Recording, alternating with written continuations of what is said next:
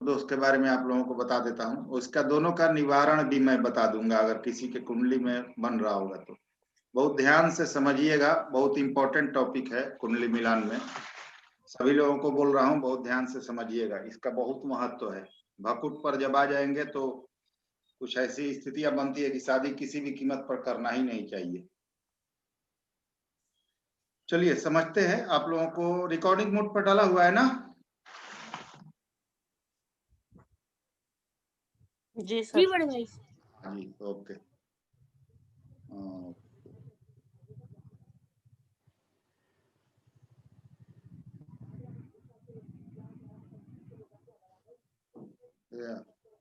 क्या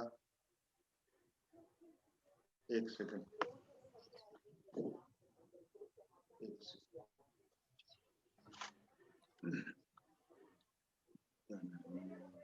कुछ प्रॉब्लम हो रहा है, नेट का भी प्रॉब्लम चलता ही रहता है बराबर। ये था 3-4 चार्ट आप लोगों के लिए रखा है मैंने। हाँ यही था। चलिए समझते हैं।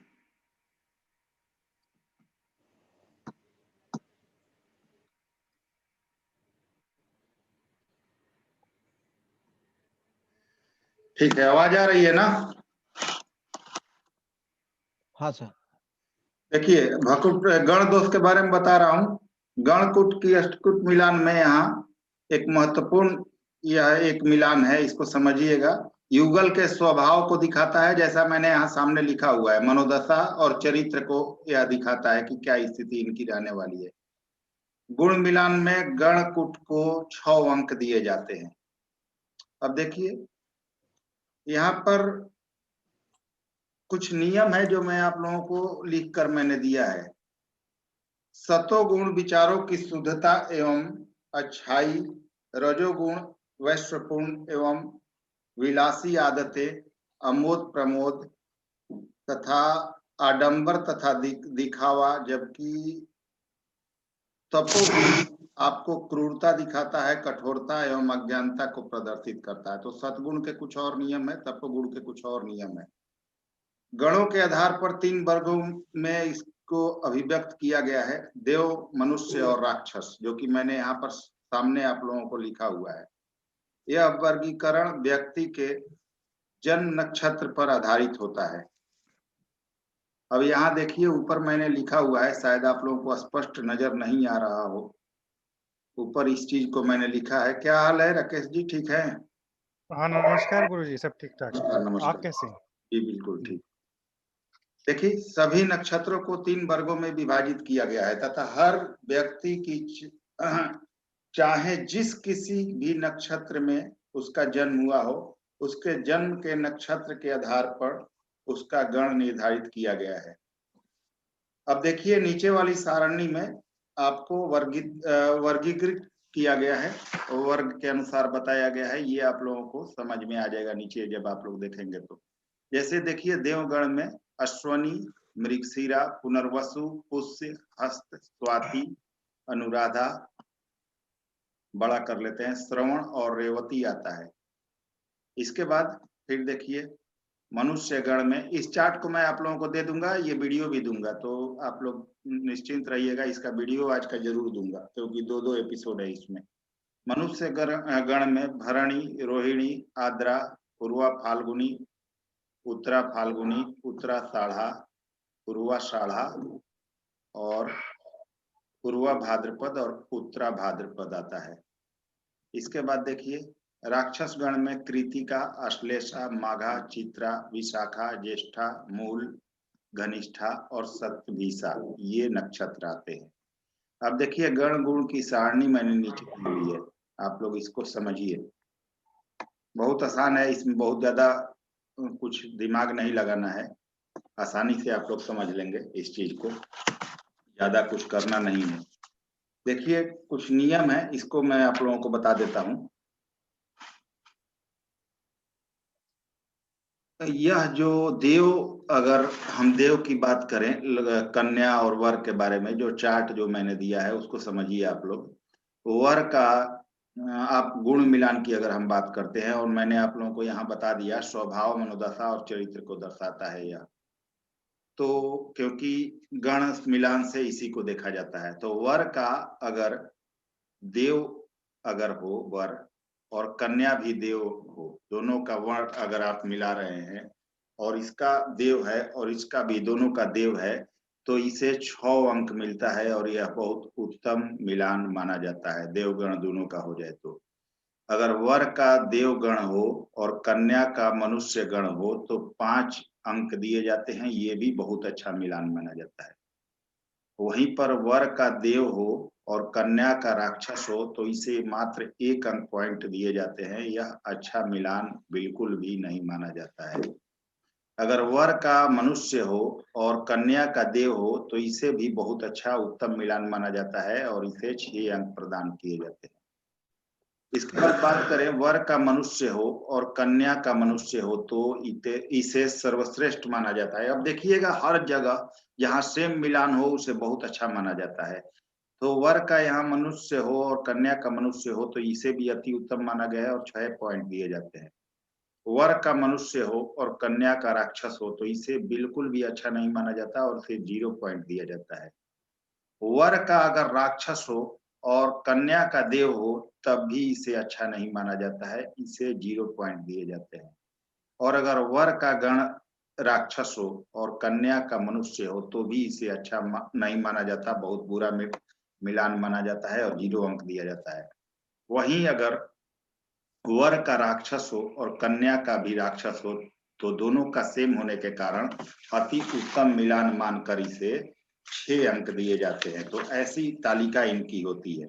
अब देखिए मिलान के कुछ नियम है, उसको आप लोग समझिएगा, आप लोगों को चीजें आसान हो जाएगी।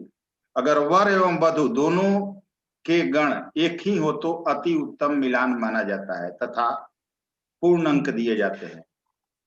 अब देखिए कि यदि वर देवगण का हो तथा कन्या मनुष्य गण का हो तो इसे मिलान को उत्तम माना जाता है, जैसे मैंने यहाँ पर ऊपर लिखा हुआ है। इसी तरह यहाँ पर सभी का मैंने लिख दिया है, इसको आप लोग समझ लीजिएगा और इस चार्ट को नोट कर लीजिएगा, चार्ट भी मैं शेयर कर दूंगा। अब देखिए इसमें नियम कुछ अपवाद है। यदि कन्या का जन्म नक्षत्र वर के जन्म नक्षत्र से 14वां या इससे अधिक हो तो कोई दोष नहीं लगता तथा दोष का परिहार हो जाता है। ध्यान दीजिएगा, मेरी वीडियो आप लोगों को ये वीडियो वगैरह दिख रही है कि नहीं, आप लोगों को सब कुछ क्लियर क्लियर है ना? सब कुछ साउंड वगैरह आ रहा है ना? हाँ जी सही जी आ जी रही है जी आ सर। रहा। हाँ, तो नियम कुछ है उसको आप लोग समझ लीजिएगा, वीडियो रिकॉर्डेड दे दूंगा, उससे भी आप लोग नोट कर लीजिएगा। यदि कन्या का जन्म नक्षत्र वर के जन्म नक्षत्र से 14वां हो तो कोई दोष नहीं लगता और इसका परिहार स्वतः ही हो जाता है अगर यह दोष बन भी रहा हो तो। और इस चीज को आप लोग नोट कर लीजिएगा, वीडियो से केवल अभी समझिए। यदि वर एवं कन्या दोनों की राशि स्वामी एक हो अथवा मित्र हो या परस्पर सम हो तो गण दोष का परिहार पूरी तरह से हो जाता है। यानी दोनों के राशि स्वामी एक हो, परस्पर मित्र हो या सम हो तो यह गण दोष जो है यह पूरी तरह उसका परिहार हो जाता है और इसके बाद शादी की जानी चाहिए। उदाहरण के लिए मान लेते हैं कि कन्या की जन्म राशि वृष तथा वर की जन्म राशि तुला है। दोनों ही स्थितियों में राशि स्वामी शुक्र है तथा यह तात्पर्य बनता है कि इस मिलान में कोई गण दोष नहीं लगेगा क्योंकि अनुकूल मिलान माना जाएगा। यहाँ अगर उदाहरण कुंडली में वर का जन्म नक्षत्र उत्तरा फाल्गुनी तथा कन्या का जन्म नक्षत्र रोहिणी है, ध्यान दीजिएगा, वर का जन्म नक्षत्र उत्तरा फाल्गुनी तथा कन्या का जन्म नक्षत्र रोहिणी है, वर एवं कन्या दोनों के गण मनुष्य हैं, अतः यह मिलान अति उत्तम है और इस मिलान के लिए पूरे 6 अंक प्रदान किए जाते हैं। तो क्या मैंने आप लोगों को जो भी समझाया वो समझ में आया? बोलिएगा आप लोग। जी जी गुरु जी गुरुजी आ गया। तो पूछिएगा। जी जी नीतू जी समझ में आ रहा है? हाँ बड़े भाई आ रहे समझ में। पिंकी जी आपको? जी समझ आ रहा है। किसी को कोई दिक्कत? हिमांशु जी, अशोक जी, राकेश जी, किसी को कोई दिक्कत? ठीक है सर, ठीक। यहाँ तक ठीक है गुरुजी, समझ आ रहा है। जी ठीक है, तो यहाँ तक कुछ था भी नहीं, बिल्कुल इजी है। बस आप लोगों को ये रखना है चार्ट, ये वाला चार्ट आप लोगों को रखना है। बस ये चार्ट आप लोग रखेंगे तो कभी भी कुंडली मिलान में दिक्कत नहीं होगी। और दूसरी बात ये है कि राशि स्वामी देख लीजिएगा, मित्र हो, सम हो या दोनों एक हो, तो बहुत सारी स्थितियां, जैसा कि मैंने शुरू से ही बताते आया हूं, कुंडली मिलान में बहुत सारी स्थितियां बहुत ज्यादा परफेक्ट हो जाती हैं। ठीक है, आप लोग बोलते रहा कीजिए भाई, नहीं बोलिएगा तो मैं ही कंफ्यूज हो जाऊंगा। नहीं, आप सही जी कह रहे हैं। सर। ठीक। ओके, जी चलिए एक और चार्ट आप लोगों को शेयर कर रहा हूं।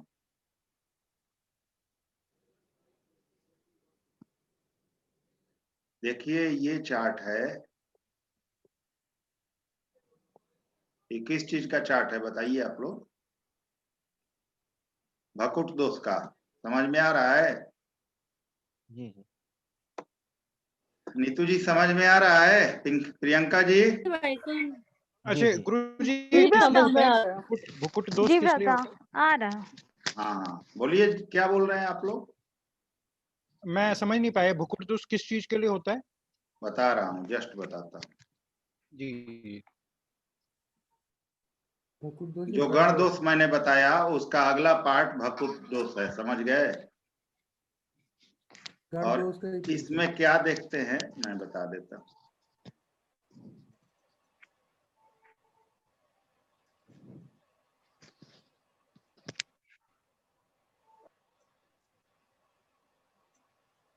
पहले मैं देख लूं कि भकुट दोष का फर्स्ट, क्योंकि ये लंबा है, मैं फर्स्ट चैप्टर इसका खोज रहा हूँ आप लोगों को देने के लिए। गण दोष अगर होता है तो उसमें विचार नहीं मिलते है, क्या होता है? गण दोष में तो इसका मतलब है कि जो चीजें मैं बता रहा हूं आप लोग उसे ध्यान से नहीं देख रहे हैं, मुझे तो यही लग रहा है। देखिए मैंने साफ यहाँ लिखा हुआ है, स्वभाव, मनोदशा और चरित्र तीनों को गण दोष दिखाता है। दोनों का स्वभाव कैसा होगा, उनकी मनोदशा कैसी होगी और चरित्र वाइज कैसे होंगे एक दूसरे के प्रति, गण दोष ये तीनों चीजों को दिखाता है। जो भी मैं चीज बता रहा हूँ उसको क्लियर स्पष्ट वहां लिखा हुआ है मैंने, इसलिए इस चीज को आप लोग बिल्कुल क्लियर दिमाग में बैठाकर और अच्छे से समझिए कि मैं क्या कह रहा हूँ, उसका क्या महत्व है। नहीं तो फिर वही होगा कि आप लोग समझ नहीं पाएंगे जो चीजें मैं बताने जा रहा हूँ आप लोगों को। तो पूरी चार्ट को कम से कम देखा कीजिए सही ढंग से, ताकि जो चीजें मैं बताऊं आप लोगों को समझ में आए। शायद चार्ट कहाँ गया, अगला चार्ट मैं खोज रहा हूँ कब से। नहीं ये नहीं है, थोड़ा सा वेट करते हैं 1 मिनट। गण दोष नहीं आ जा रहा है क्या? क्या आप लोग फिर से 2 मिनट बाद जुड़ सकते हैं क्या? भाई कोई दिक्कत नहीं। जी भ्राता जी। क्योंकि मैं भकुट दोष यहाँ चार्ट नहीं मिल रहा है, पता नहीं मैंने अपलोड किया है या नहीं किया है, उसको फिर से हम कर लेते हैं अपलोड करके, ठीक है? जी क्या 1 सेकंड लाइन पर रहिए तो देख लेते हैं। चार्ट व्हाट्सएप में होगा।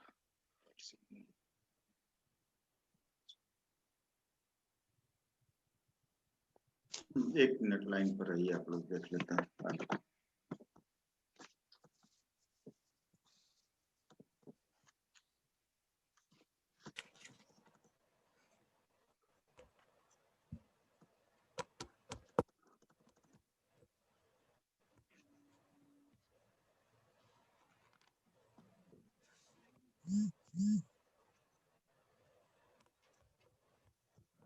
हाँ इसमें था,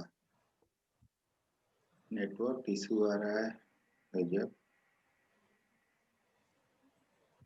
हाँ ये 1 मिनट लाइन पर रहें आप।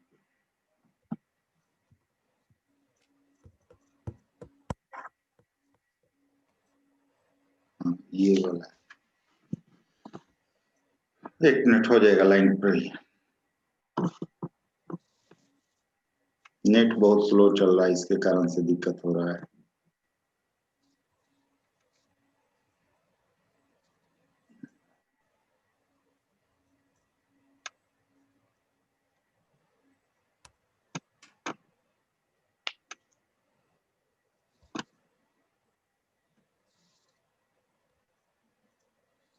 ये वाला है।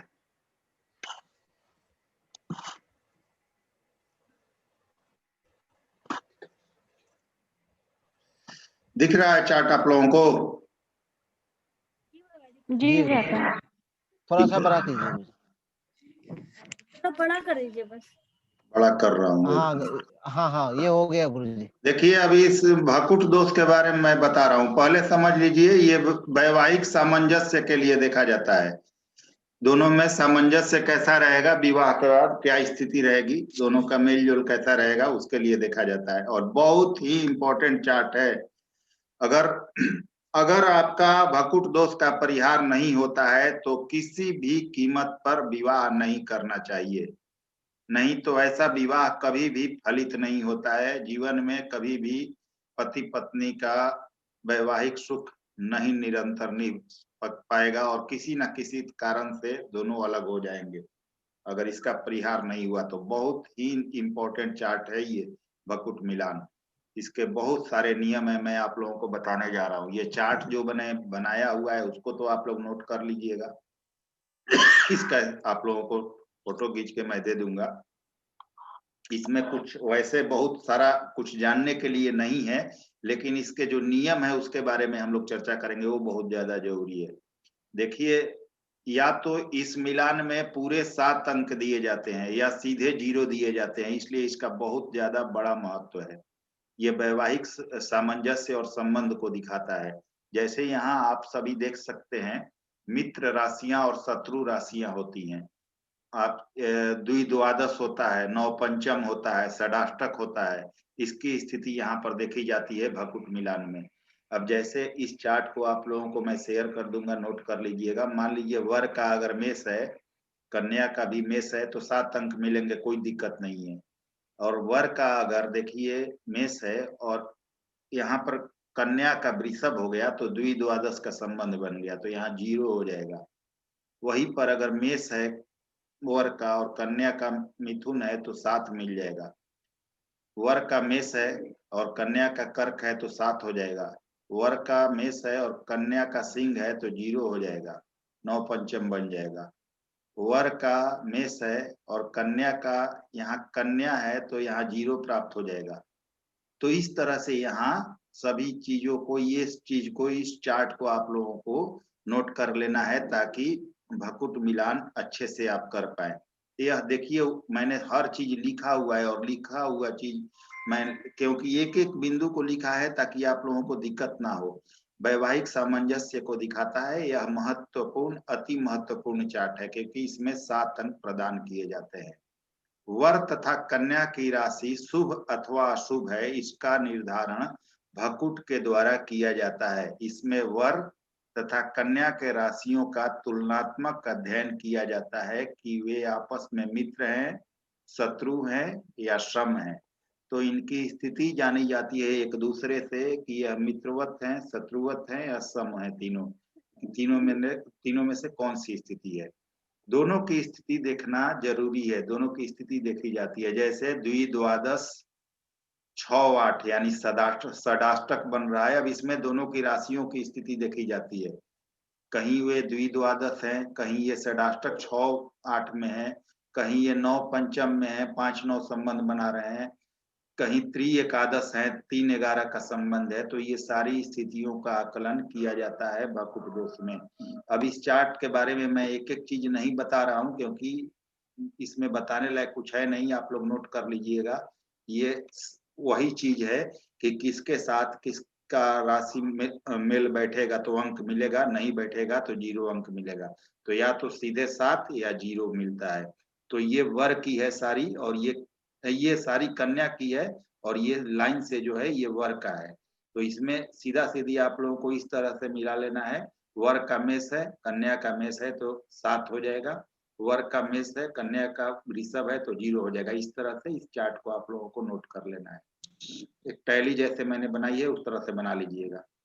अब देखिए मिलान में यह अति उत्तम और शुभ माना जाएगा। ध्यान दीजिएगा मेरी बात पर, नोट करने की जरूरत नहीं है इसलिए कि इसका रिकॉर्डिंग भी दूंगा और ये चार्ट भी दूंगा। मिलान में अति उत्तम और शुभ माना जाएगा यदि वर एवं कन्या दोनों की राशि एक हो जाए, दोनों की राशि सेम हो जाए। जैसे मेष मेष हो जाए, वृषभ वृषभ हो जाए, इस तरह से हो जाए। सम सप्तक हो तब शुभ होगा। सम सप्तक का मतलब है एक साथ, यानी मेष हो जाए एक की और दूसरी की तुला हो जाए। फिर त्रिय एकादश हो यानी कि 3-11 का संबंध हो, यानी मेष मिथुन मेष कुंभ हो।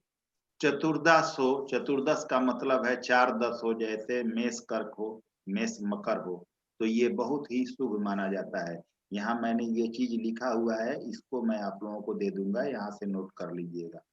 आगे समझिए आगे की स्थिति। आपके प्रियंका जी जो आपका प्रश्न था उसका जवाब इसी में मिल गया होगा या मिल जाएगा आगे, ठीक है? आवाज आ रही है आप लोगों को? जी जी बोलिए। गुरुजी इसमें राशि देखी जाती है, लगन देखी जाती है? राशि राशि राशि, अच्छा। भकुट दोष राशि पर आधारित होता है। राशि का कैसा संबंध है? द्विद्वादश का है, त्रि एकादश का है, सम सप्तक है, चतुर्दश है, ये सब देखा जाता है। अब देखिए जो मैंने चीजें बताई, इसी प्रकार मिलान को बुरा या अशुभ माना जाता है पूरी तरह यदि वर एवं कन्या की राशि एक दूसरे से द्विद्वादश यानी कि 2-12 या 12-2 हो, 9 पांचम यानी 5-9 9-5 हो, षडाष्टक यानी 6-8 8-6 हो, इसे बहुत बुरा माना जाता है। नियम क्या कहता है इसको भी समझिए। भकुट मिलान अति उत्तम माना जाता है यदि वर की राशि कन्या की राशि स्वामी, अगर वर की राशि कन्या के राशि स्वामी हो या एक दूसरे से सातवें हो, मैंने एक दूसरे से सातवें भाव में हो। ध्यान दीजिएगा, यहाँ मैंने कुछ मिस्टेक किया है लिखने में, आप लोगों को मैं बता देता हूँ। बहुत उत्तम माना जाता है अगर वर की राशि कन्या के राशि से सातवें हो या सातवें से आगे हो, परंतु यह सातवीं राशि से पहले नहीं होनी चाहिए। ध्यान दीजिएगा, जब भी आप मिलान कर रहे हैं तो वर की राशि कन्या के राशि से सातवीं हो तो उसे अच्छा माना जाता है, सातवीं से पहले नहीं होना चाहिए। पांचवी नहीं हो, चौथी ना हो, ये नहीं माना जाता है, अच्छा नहीं माना जाता है। अब उदाहरण के लिए भकुट अति उत्तम होगा, भकुट अति उत्तम होगा यदि कन्या एवं वर की राशि क्रमशः मेष और तुला हो, यानी कि आप समझ सकते हैं पहले का मेष आया तो दूसरे का तुला होगा, तो सातवें हो एक दूसरे से तो बहुत अच्छा माना जाता है। इसी प्रकार भकुट मिलान शुभ होगा यदि वर की राशि धनु हो, अर्थात सातवीं से आगे बढ़ जाए, यानी कि उससे सातवीं हो या सातवें से आगे बढ़ जाए तो यह शुभ माना जाएगा। अब आठवीं ना हो, इसका ध्यान रखिएगा। भकुट मिलान अति अशुभ होगा यदि कन्या की राशि मेष और वर की राशि मिथुन हो, क्योंकि यह सातवीं राशि से पहले आ जाएगी तो इसे बिल्कुल भी अच्छा नहीं माना जाता है। ठीक है, यहाँ तक क्लियर लग रहा है आप लोगों को? जी सर। जी। बहुत ध्यान से समझिएगा, बहुत इंपॉर्टेंट चीजें यहाँ बता रहा हूँ आप लोगों को। इसका अगला पार्ट देखते हैं कौन सा है, क्योंकि इतना सारा पार्ट है कि खोजना ही मुश्किल लग रहा है। देख लेते हैं ये है या अगला है, एक सेकंड।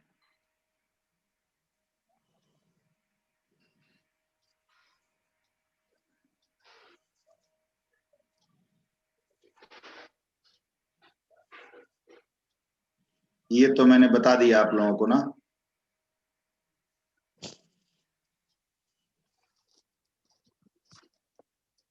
एक सेकंड, नहीं ऐसा ना हो कि जो चीज बताना है वही छूट जाए।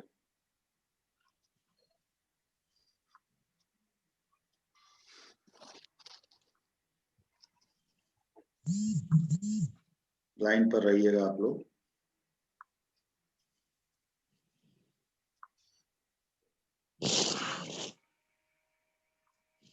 आज बाल किशन जी नहीं दिख रहे हैं क्या नीतू जी? भाई शायद आई नहीं है आज बालकिशन।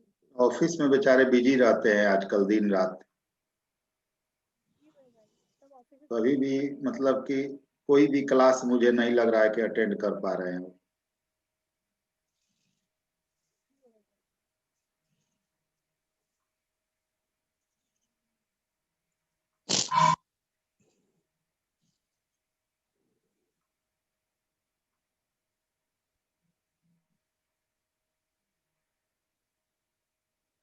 चलिए आगे बढ़ते हैं। इसको मैंने बता दिया है ना? जी जी। आगे बढ़ते हैं और दूसरा चार्ट लेते हैं।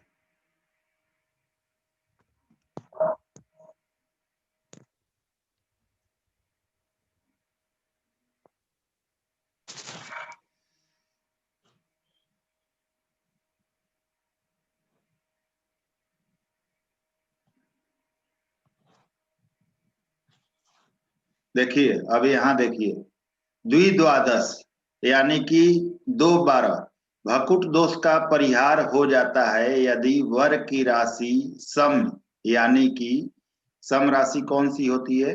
वृषभ, कर्क, कन्या, वृश्चिक, मकर या मीन। यानी कि द्विद्वादश का संबंध बन रहा हो और वर की राशि सम हो और कन्या की राशि विषम हो, यानी मेष, मिथुन, सिंह, तुला, धनु और कुंभ हो, तो भकुट दोष में द्विद्वादश भी बने तो इसका परिहार हो जाता है। वर की राशि सम और कन्या की विषम हो तो इसका परिहार अपने आप हो जाता है। ठीक है। अब देखिए यहाँ पर उदाहरण के लिए वर की राशि वृष एवं कन्या की मिथुन हो तो दोनों की राशि एक दूसरे से द्विद्वादश हुई, पर भकुट दोष का परिहार हो जाता है क्योंकि वर की राशि सम और कन्या की विषम है। ठीक है, क्लियर है? जी जी। जी। आगे बढ़ते हैं। देखिए शुभ मिलान अशुभ मिलान यहाँ द्विद्वादश के परिहार के द्वारा कैसे होता है। देखिए शुभ कहा जाएगा मीन तथा मेष, वृषभ मिथुन, कर्क सिंह, कन्या तुला, वृश्चिक धनु, मकर कुंभ, और अशुभ है मेष मीन, मिथुन वृष। नियम ये कहता है कि 9 पंचम यानी 5-9 भकुट दोष अगर होगा तो वर वधु की राशियां एक दूसरे से पंचम नवम हो तो यह अशुभ है। यह योग वैधव्य योग देता है, अत्यंत अशुभ योग के बारे में इसे बताया गया है। अगर 5-9 का संबंध बने तो यह वैधव्य योग भी देता है। अगर कुंडली मिलान में अगर ऐसा स्थिति बने तो अगर परिहार न हो तो शादी नहीं करना चाहिए। अब यहाँ पर मैंने आप लोगों को बताया शुभ मिलान अशुभ मिलान। अशुभ ये है और शुभ ये है। मीन मेष, वृषभ मिथुन, कर्क सिंह, कन्या तुला, वृश्चिक धनु, मकर कुंभ ये शुभ है। मेष मीन मिथुन वृष यह अशुभ है। अब अपवाद को लेते हैं। चलिए मित्रों, आप सभी के साथ कनेक्शन कट गया था, हो सकता है कि नेटवर्क प्रॉब्लम हो, इसके चलते आप सभी जुड़ नहीं पा रहे हैं। इस टॉपिक को मैं कंप्लीट करके आप लोगों को वीडियो दे रहा हूँ। देखिए हम कहाँ तक थे, अपवाद की बात कर रहे थे भकुट मिलान में। तो भकुट दोष का परिहार हो जाता है यदि वर की राशि कन्या की राशि से पांचवी हो। अगर वर की राशि जोड़ने पर कन्या की राशि से पांचवी होगी तो भकुट दोष का परिहार हो जाएगा। वर की राशि मेष कन्या में, अगर वर की राशि मेष और कन्या की सिंह हो तो 9 पंचम होते हुए भी दोष नहीं लगता। ध्यान दीजिए क्यों नहीं लगता, क्योंकि मेष के मालिक मंगल होते हैं और सिंह के सूर्य होते हैं और दोनों आपस में मित्र हैं। तो वर की राशि मेष और कन्या के सिंह हो तो 9 पंचम होते हुए भी भकुट दोष नहीं लगेगा। यदि वर की कर्क और कन्या की वृश्चिक हो तो दोष नहीं लगेगा क्योंकि दोनों के राशि स्वामी एक ही हैं। बस इन्हीं 2 राशियों के लिए यह नियम मान्य है। अब आगे बात करें। इस मिलान को अत्यंत अशुभ समझना चाहिए अगर इस तरह का मिलान आए, जैसे कि मीन कर्क, वृश्चिक कर्क, कुंभ, मिथुन, मकर, कन्या, ध्यान दीजिएगा, मीन, कर्क, वृश्चिक, कर्क, कुंभ, मिथुन, मकर, कन्या, ऐसा मिलान अगर आए तो इसे अत्यंत अशुभ समझना चाहिए। ये बिल्कुल अशुभता का परिचायक है। इन्हें अत्यंत शुभ समझा जाना चाहिए जो मैं बता रहा हूं अभी। मेष, सिंह, वृष, कन्या, मिथुन, तुला, कर्क, वृश्चिक, सिंह, धनु। मेष, सिंह, वृष, कन्या, मिथुन, तुला, कर्क, वृश्चिक, सिंह, धनु, ये अत्यंत शुभ माना जाता है मिलान। इसके बाद तुला, कुंभ, वृश्चिक, मीन, धनु, मेष, मकर, वृष, ये सभी अत्यंत ही श्रेष्ठ मिलान माना जाता है और श्रेष्ठ मिलान में इसे गिनती किया जाता है अगर वर कन्या की राशि इस प्रकार हो। इसके अलावा भकुट दोष का परिहार एक और तरीके से होता है। नवमांश में दोनों के राशि स्वामी मित्र राशि में हो या स्वयं के राशि में हो तो भकुट दोष का परिहार हो जाता है। अब षडाष्टक यानी 6 वाट भकुट दोष को समझें। यदि वर की राशि कन्या की राशि से छठी हो तो यह स्थिति बनती है षडाष्टक की यानी 6 वाट की। उदाहरण के लिए कन्या की राशि मेष और वर की कन्या हो तो 6 वाट की स्थिति बनेगी। यह अति अशुभ और मृत्यु कारक माना जाता है और भकुट दोष में बहुत बड़ा दोष माना जाता है। अब देखिए, मेष वृश्चिक, वृष और तुला, मिथुन और मकर, कर्क और धनु, सिंह और मीन, कन्या और कुंभ, इनके स्वामी या तो एक हैं। ध्यान दीजिएगा, मेष वृश्चिक, वृष तुला, मिथुन मकर, कर्क धनु, सिंह मीन, कन्या कुंभ, इनके स्वामी या तो एक हैं अथवा मित्र हैं, अतः षडाष्टक होते हुए भी भकुट दोष का असर इन पर नहीं होगा। अगर ग्रह परस्पर एक दूसरे से शत्रु हो तो मिलान स्वीकार नहीं किया जाता है। ऐसी स्थिति बने तो मिलान स्वीकार होगा, लेकिन एक दूसरे से शत्रु हो तो मिलान स्वीकार नहीं होगा। अब नियम अगला समझे। षडाष्टक होते हुए भी शुभ माना जाएगा यदि कन्या की जन्म राशि विषम हो और वर की जन्म राशि सम हो। षडाष्टक होते हुए भी यह शुभ माना जाएगा यदि कन्या की राशि विषम और वर की राशि सम हो तो यह शुभ माना जाता है षडाष्टक होते हुए भी।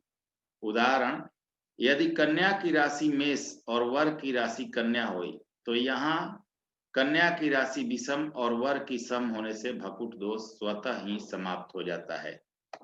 आगे समझते हैं।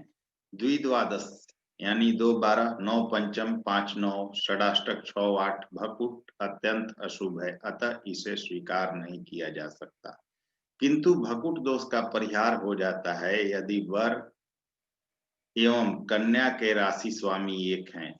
यदि वर एवं कन्या के राशि स्वामी एक हो तो इसका परिहार भी हो जाता है। उदाहरण, दोनों के राशि स्वामी एक हो, दोनों के राशि स्वामी परस्पर मित्र हो और दोनों के राशि स्वामी सम सप्तक हो, एक दूसरे से सातवें हो तो भी इस दोष का परिहार स्वतः ही हो जाता है।